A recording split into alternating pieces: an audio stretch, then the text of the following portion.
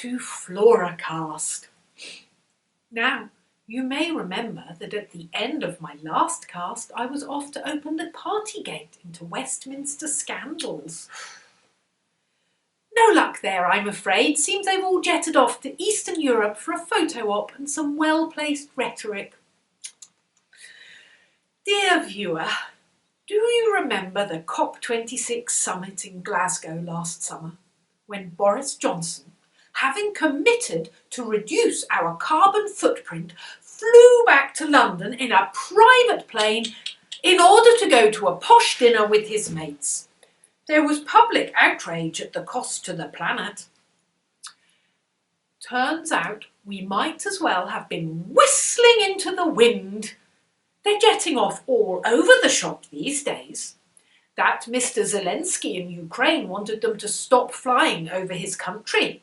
He wanted a no-fly zone. But would they listen to him? No. I think you'll find it slightly more complicated than that. Shh! Not yet! So, this week we're going to be discussing the planet. Is it costing the Earth? I'm chatting with Charlie. Charlie was a key worker during the pandemic, but the continued lockdowns forced her to give up her job cutting keys in Timpson's. Now she's a front-line worker instead. Quickly enough. So NATO doesn't want to agree to a no-fly zone for fear of escalating the war. What? The culture war? What even is that? I'm going to find out one of these days. So, on to today's theme, the planet. Is it costing the Earth? Greta Thunberg, whatever happened to her? You don't hear about her now, do you? Along with zero emissions, zero carbon, zero tolerance, net zero. Coke Zero. Do you want to know what I think, Flora? I do, Charlie, I do. I think the zeros have been subsumed into the letter Z on Russian tanks and gymnast vests. Coke Zero is taking over the world. Everyone's in a 2 and 8 about what it all means. Just saying. And what about them speed limit signs where the zero's been replaced by a Q? ZQ, eh?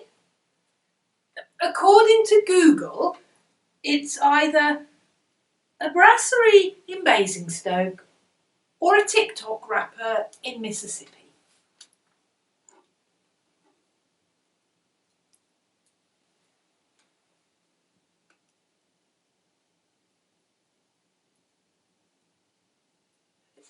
Do you recycle, Charlie? I do.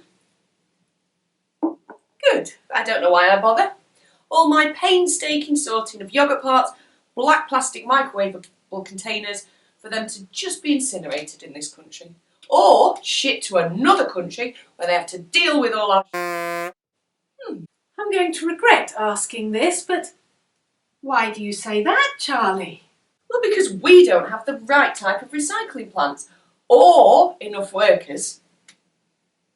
Do we have enough HGV drivers now? You don't hear people moaning about that anymore. Well, we definitely don't have enough. The conversation went on in this vein for quite some while, until my next guest turned up, in fact, and I could send Charlie cheerfully back to her front-line painting.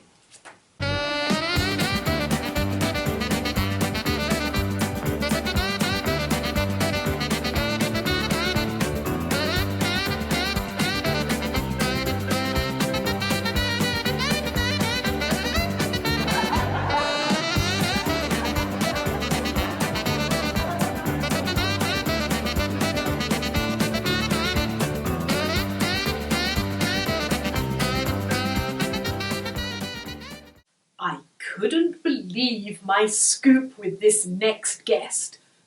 A real Russian oligarch who wanted to remain anonymous, so we put a mask on them and disguised their voice.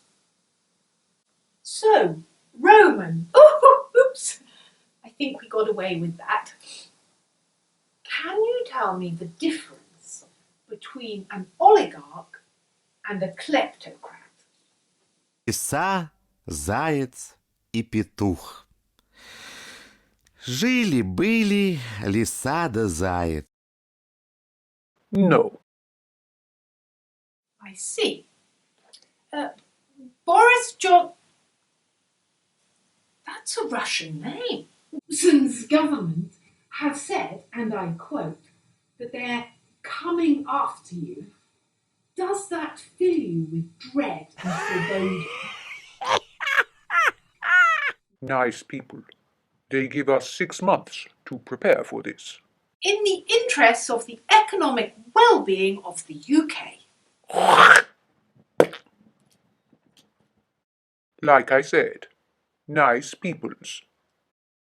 Yes. President Putin, he has a funny walk, doesn't he? Some people say that that's because of his KGB weapons training. As a Western stereotypical Russian metaphor, would you agree with that? No, this is because he is meerkat in disguise.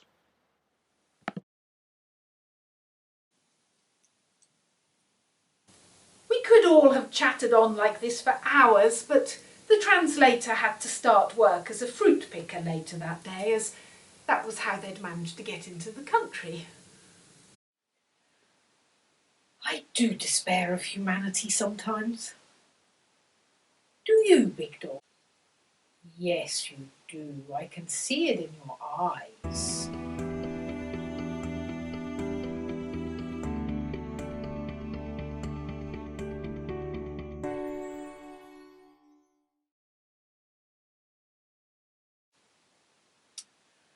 I never did get that gin and tumac with Rishi Sunak, did I? Probably just as well. I might have clobbered the little robber. What's that, Big Dog? You mean just like he clobbered the UK? Yes, you are so right. Oh, Big Dog, why don't you do the chat next time? Who would you like to interview on my Floracast? How about Dylan from number 10? No, you're right. You could eat him for breakfast. Oh, what about a refugee dog from Kabul? All right, too contentious. Okay, well, what ideas have you got then?